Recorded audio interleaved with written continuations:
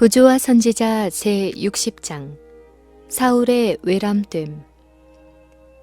길갈의 집회 후에 사울은 암몬 사람들을 정복하기 위하여 소집한 군사들 중에서 믹막스에 주둔한 자기 휘하의 군사 2,000명과 기브아에 주둔한 그의 아들 요나단을 따르는 군사 1,000명을 남겨두고 모두 해산시켰다. 여기서 그는 치명적인 과오를 범했다.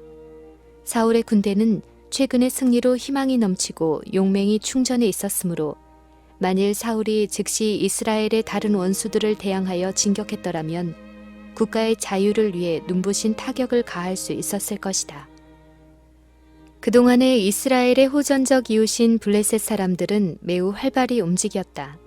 그들은 에베네셀 전투에서 패배한 후에도 여전히 이스라엘 나라의 여러 산성들을 계속 점유하고 있었으며 이제는 그들이 나라의 중심부에까지 들어와 자리를 잡고 있었다. 블레셋 사람들은 시설과 무기와 장비에 있어서 이스라엘보다 훨씬 우수했다. 블레셋 사람들은 오랜 압박 통치 기간 동안 자기들의 세력을 강하게 하기 위하여 이스라엘에게 무기를 만들지 못하도록 대장간 영업을 금지했다.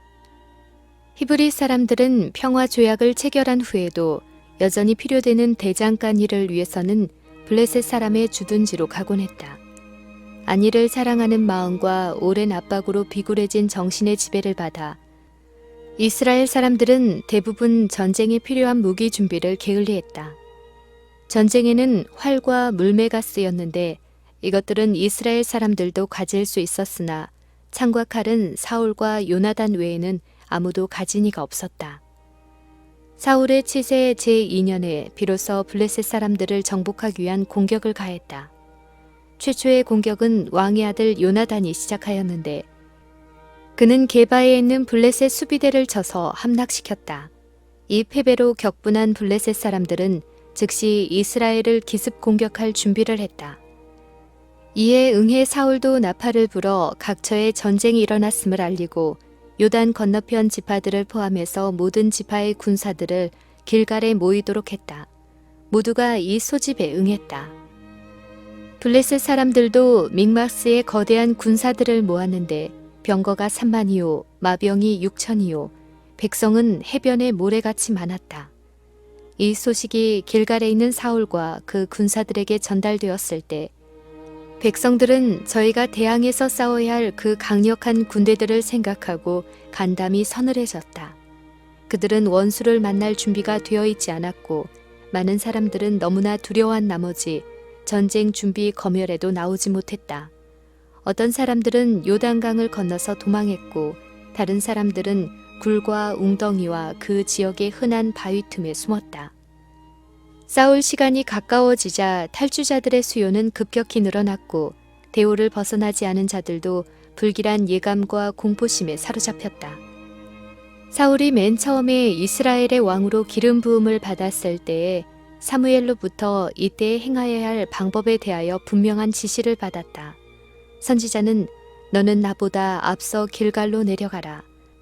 내가 네게로 내려가서 번제와 화목제를 드리리니 내가 네게 가서 너의 행할 것을 가르칠 때까지 7일을 기다리라고 말하였다. 백성들을 격려하고 하나님을 신뢰하도록 고취시키는 결정적 노력을 하지 아니하고 사울은 날마다 기다리기만 하였다. 선지자가 정한 기간이 채 지나기도 전에 그는 그 지체의 조바심을 느끼고 그를 에워싸고 있는 괴로운 환경에 스스로 낙담하였다. 사울은 사무엘이 와서 거행할 그 예배에 대하여 백성들이 준비하도록 충실히 노력하는 대신에 불신과 불길한 예감에 빠졌다. 제사로 하나님을 찾는 일은 매우 엄숙하고 중대한 사업이었다.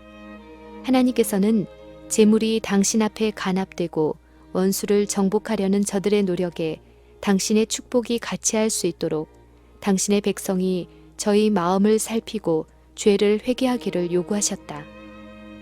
그러나 사울은 참을성이 없었고 백성들도 하나님의 도우심을 의지하는 대신에 저희를 인도하고 지도하도록 선택한 왕만을 바라보고 있었다. 그러나 여호와께서는 여전히 그들을 보호하셨고 만일 연약한 인간의 힘만 의지했더라면 그들에게 닥쳐왔을 그런 재난에 빠지도록 그들을 버려두지 않으셨다. 여호와께서는 그들을 아슬아슬한 곳으로 인도하여 그들로 하여금 인간을 의지하는 어리석음을 깨닫고 그들의 유일의 조력자이신 당신께로 나올 수 있게 하셨다. 사울을 시험하는 시간이 당도하였다. 이제 사울은 그가 하나님을 의지하고 당신의 명령을 따라 인내로 기다리는 사람인가, 또 힘드는 곳에서도 하나님의 백성의 지도자로서 하나님께서 믿을 수 있는 사람인가, 아니면 우유부단하여 자기에게 맡겨진 신성한 책임을 감당할 자격이 없는 사람인가를 스스로 나타내야 하였다. 이스라엘이 선택한 왕이 만왕의 통치자에게 귀를 기울일 것인가, 또 그가 겁이 많은 그의 군사들로 하여금 영원한 힘과 구원의 근원이신 하나님께 주목하도록 할 것인가. 사울은 조바심을 가지고 사무엘이 도착하기를 기다리면서 그의 군사의 혼란과 낙담과 이탈을 선지자가 빨리 오지 않는 탓으로 돌렸다. 정한 시간이 되었으나 하나님의 사람은 즉시 나타나지 않았다. 하나님의 섭리는 당신의 종을 지체하게 하였다. 그러나 사울의 침착하지 못하고 충동적인 정신은 더 이상 억제될 수 없었다. 백성들의 공포심을 진정시키기 위하여 무엇인가 해야 된다고 느낀 사울은 종교 집회를 열어 제사로서 하나님의 도우심을 간구하기로 작정했다. 하나님께서는 그 직무를 위하여 성별된 자만이 당신 앞에 제사를 드리도록 명하셨다. 그러나 사울은 번제물을 이리로 가져오라 하고 갑옷을 입고 무기를 가진 채 제단에 나아가 하나님 앞에 제물을 드렸다. 번제 드리기를 필하자 사무엘이 온지라 사울이 나가 맞으며 문안하였다.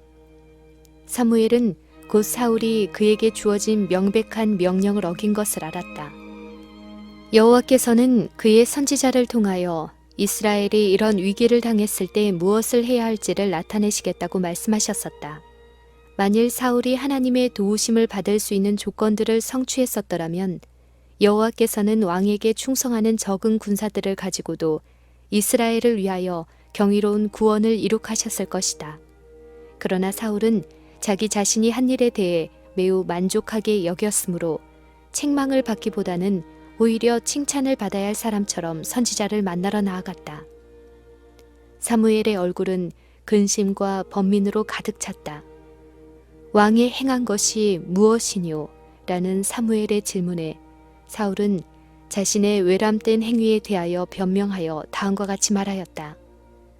백성은 나에게서 흩어지고 당신은 정한 날 안에 오지 아니하고 블레셋 사람은 믹마스에 모였음을 내가 보았으므로 이에 내가 이르기를 블레셋 사람은 나를 치러 길갈로 내려오겠거늘 내가 여호와께 은혜를 간구치 못하였다 하고 부득이하여 번제를 드렸나이다.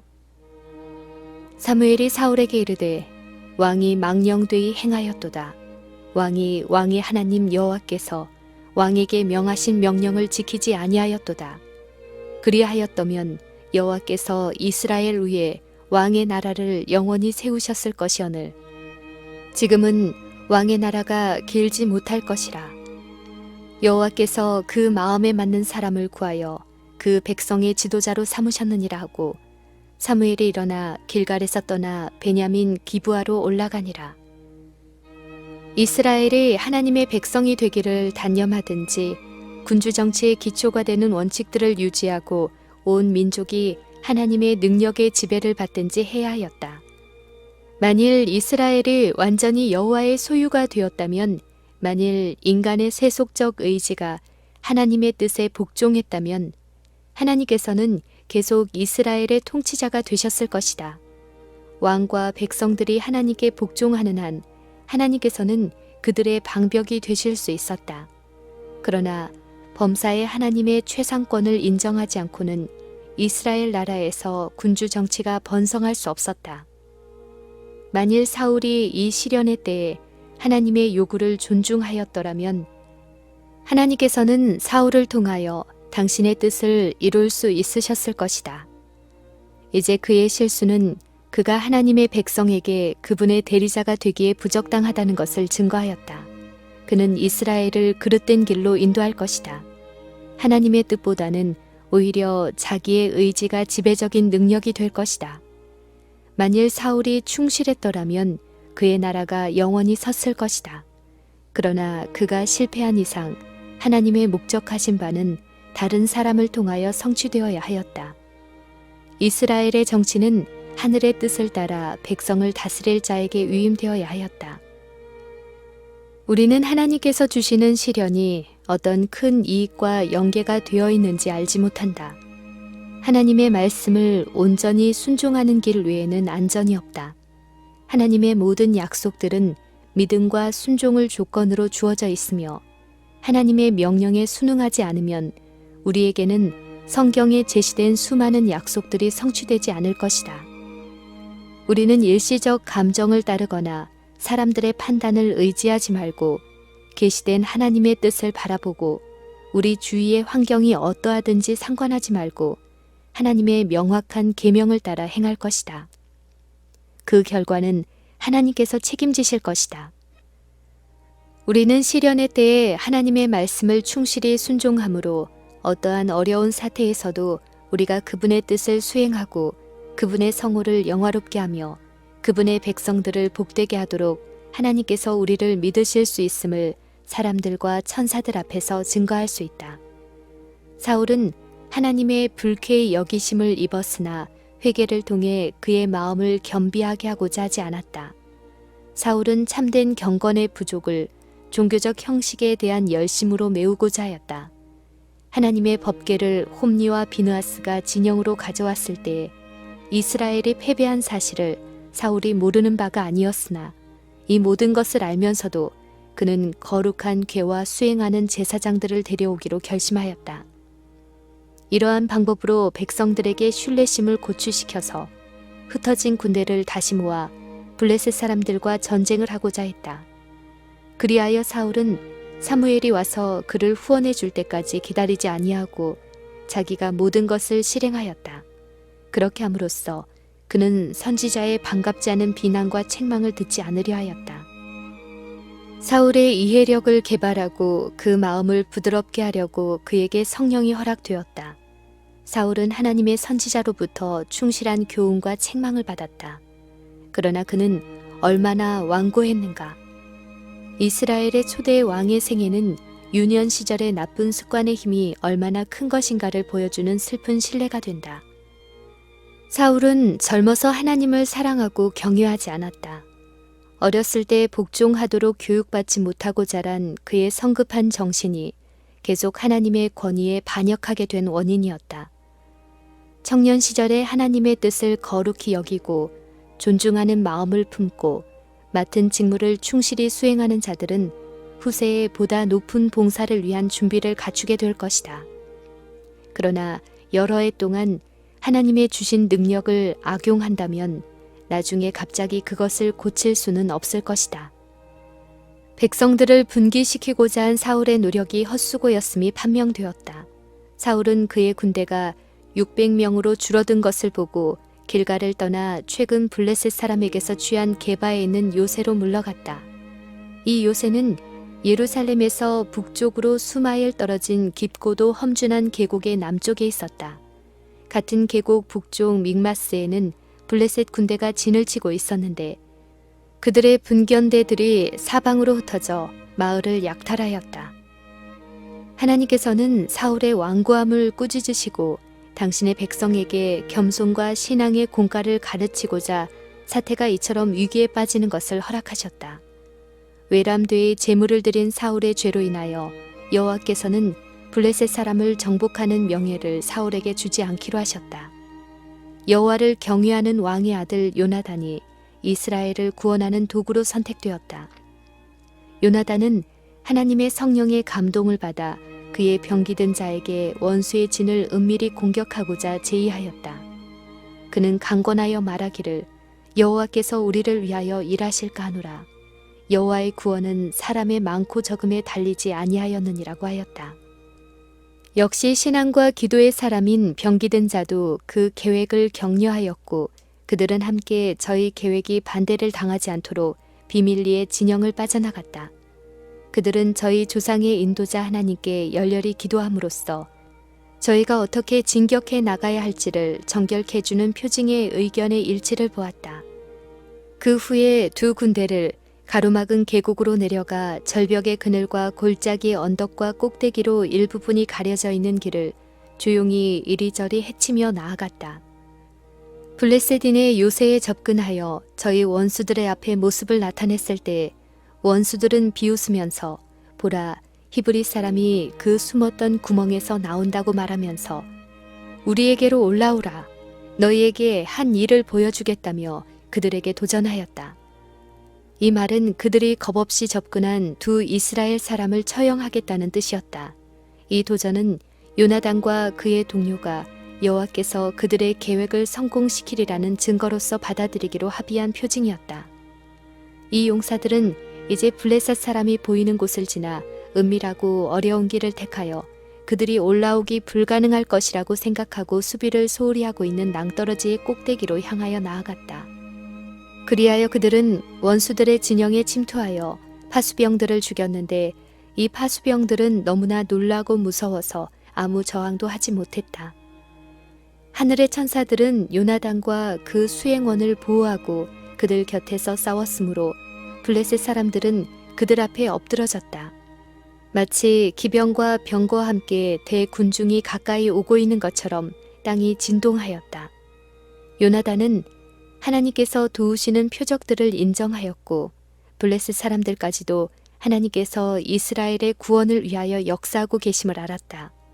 들에 있는 자나 진영에 있는 자가 모두 큰 공포에 사로잡혔다. 블레셋 사람은 혼란 중에 아군을 원수로 착각하고 서로 살육하였다. 곧 이스라엘 진에 전쟁의 소음이 들렸다. 왕의 파수꾼들은 블레셋 중에 큰 혼란이 있고 그들의 수요가 줄어들고 있다고 보고하였다. 그러나 아직 어떤 부분의 히브리 군대가 진을 떠났는지 알지 못했다.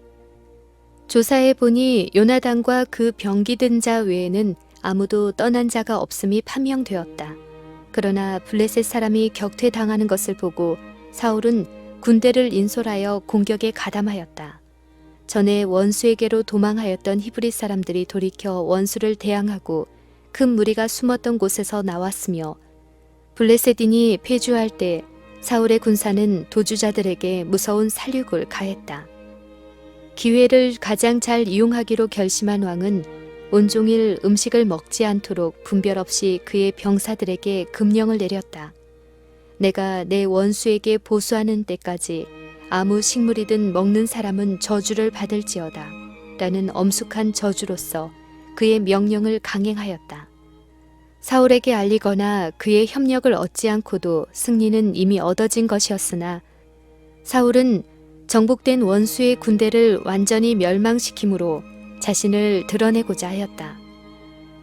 음식을 먹지 말라고 금한 명령은 이기적 야심에서 나왔으며 이 명령은 백성의 필요가 자신을 높이려는 욕망과 저촉될 때 왕은 백성의 필요에 대하여 무관심함을 나타내었다.